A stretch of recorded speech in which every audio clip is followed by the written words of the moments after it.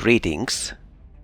This actually was one of the funniest tests I've had, I think, ever, because the result is very interesting.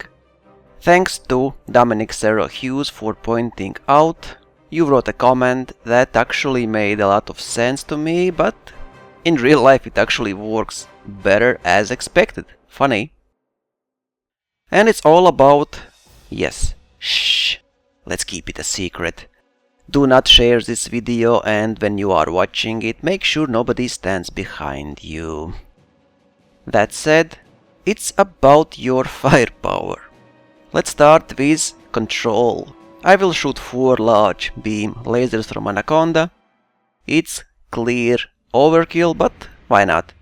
So 4 large beam lasers on Anaconda. And only with 2 pips to weapons. How silly is that? As you can see right away, they can't shoot for long, like 5 seconds or so. Then your weapon capacitor is empty, and they act more like pulse lasers, but in reality they are actually weaker than pulse lasers. Because if you don't have enough energy in your weapon capacitor, most damage will be done by most power efficient weapon, which is pulse laser. Weapon capacitor is cooling your weapons down so they can shoot for longer, but there's another way how you can cool down your ship. Yes, it's heatsinks.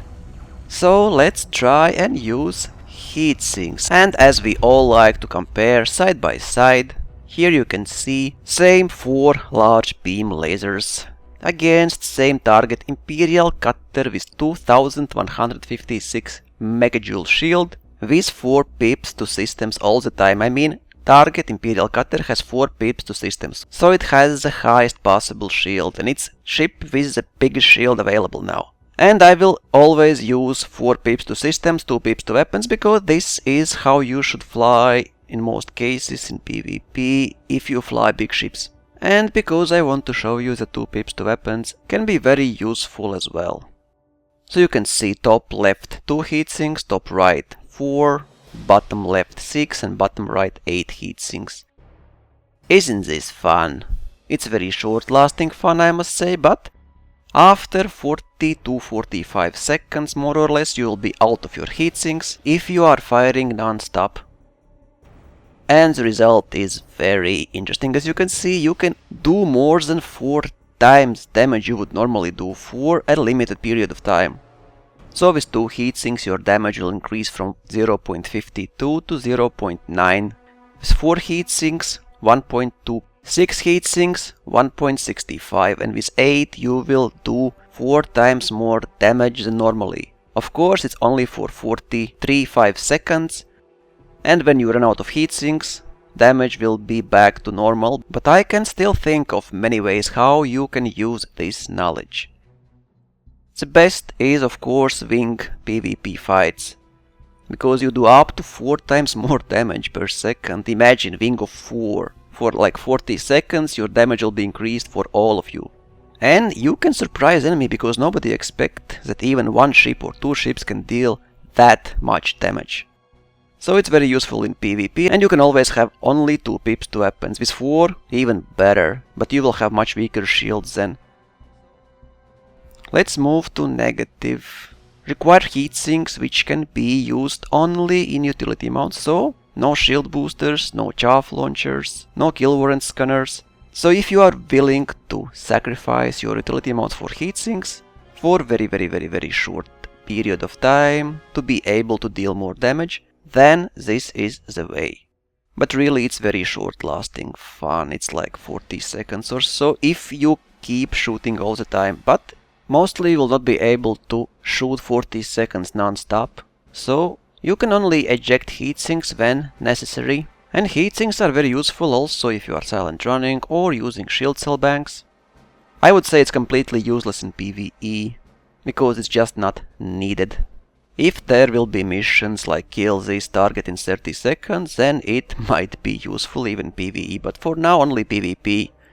And 4 large beam lasers are overkill. I tried it with 3 beam lasers, large beam lasers, it worked same, almost identical damage.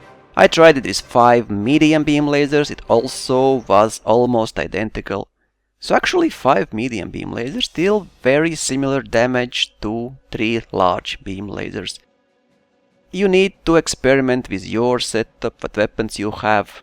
I've tried different way of ejecting heatsinks, like all at once, dividing them in fire groups like 4 and 4, or 2 and 2, or 3 and 3. They work slightly better, but the best that I could find is when you eject heatsinks one by one.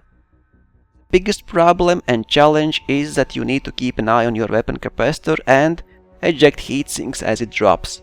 Basically it means you will have to fly around, keep enemy in your field of view.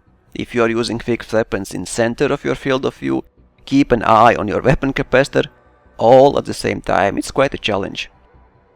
However, I think if you use same weapon loadout and ship for quite some time, you will get used very quickly to how many heatsinks you need, how frequent you need to eject them, even without watching at your weapon capacitor.